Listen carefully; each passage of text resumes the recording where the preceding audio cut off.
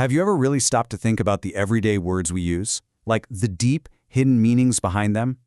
Today, we're diving into a fantastic excerpt from the blog Life Beyond the Covers, and we're looking specifically at David Whyte's incredible book, Consolations. Now, Life Beyond the Covers, it's this really thoughtful blog that beautifully bridges the gap between reading books and lifelong learning. It's super focused on personal growth, discipline, and deep reflection. So today, we're looking at their summary of Whyte's masterpiece to really help clarify our own thinking.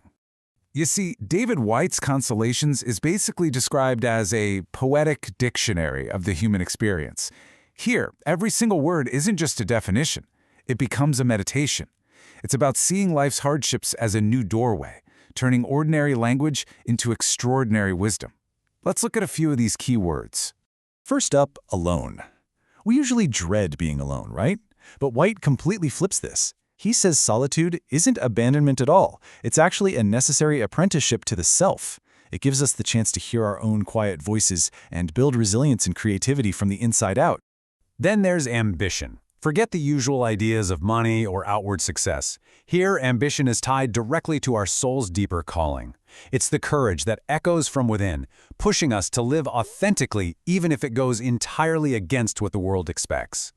So, is anger always a bad thing? Not at all. Whyte sees it as a clarifying force. It actually reveals our boundaries, our unmet needs, and the injustices we tend to just brush off.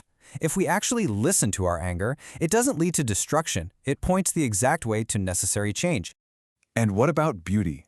It's not just some decorative extra. It's absolutely essential. Beauty interrupts our boring daily routines with pure wonder. It reminds us how deeply connected we are to the whole universe, waking up this deep sense of humility and reverence inside us.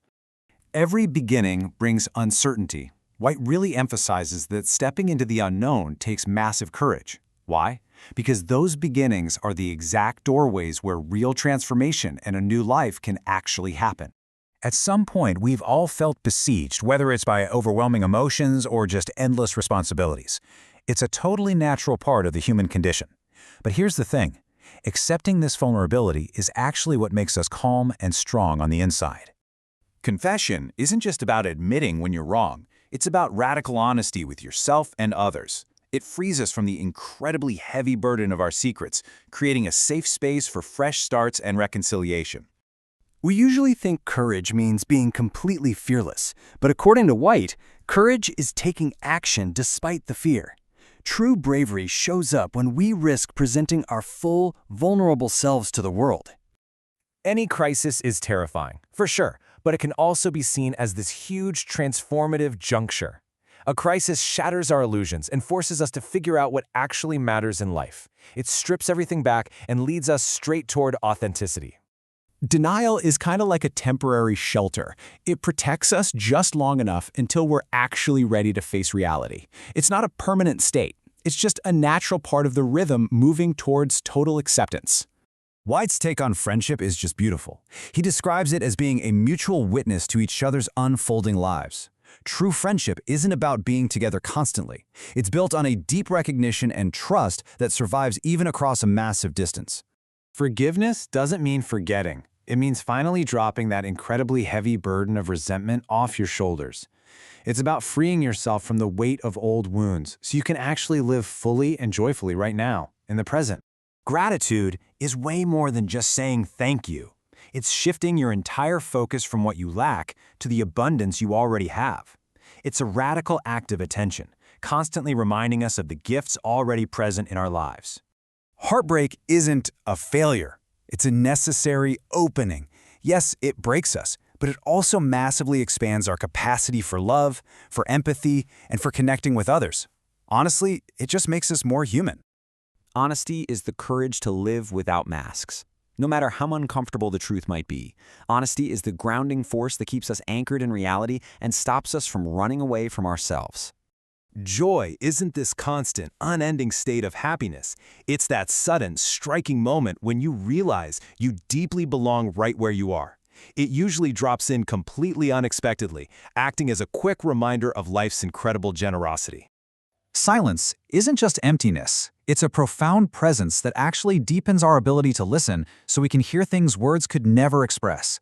It connects us back to ourselves and everything around us. And closing out this dictionary is vulnerability. It's definitely not a weakness. It's literally the only gateway to intimacy and authenticity. Whyte argues that letting ourselves feel unprotected is the absolute first requirement for any true, deep connection. Looking at all these words, Whyte's overarching themes become super clear. He sees a language itself as a form of consolation, and he's urging us to really embrace our human fragility. This poetic dictionary takes everyday words and gives them incredible depth, helping us understand ourselves and the world so much better. Beyond David Whyte, this blog is an absolute goldmine of insights. For instance, they also summarize Joshua Foer's Moonwalking with Einstein. This book asks a fascinating question: are memory champions born geniuses, or do they just use better techniques? Turns out, completely ordinary people can achieve extraordinary memory just by using ancient methods. How cool is that? Similarly, books like Ordinary Magic show us that the world isn't changed by massive overhauls, but by tiny actions and subtle shifts in meaning. And Arthur Schopenhauer's Counsels and Maxims reminds us that our happiness doesn't depend on external stuff, but on the quality of our own minds. All these books really drive home one point: our mindset shapes our entire experience of life. Bringing all these profound insights together is Prafulla Sharma, someone clearly dedicated to lifelong learning and the art of storytelling. This blog really pushes us to think critically and turn knowledge into meaningful action. So we've journeyed from the hidden depths of everyday words to memory tricks to inner happiness. Now, a question for you.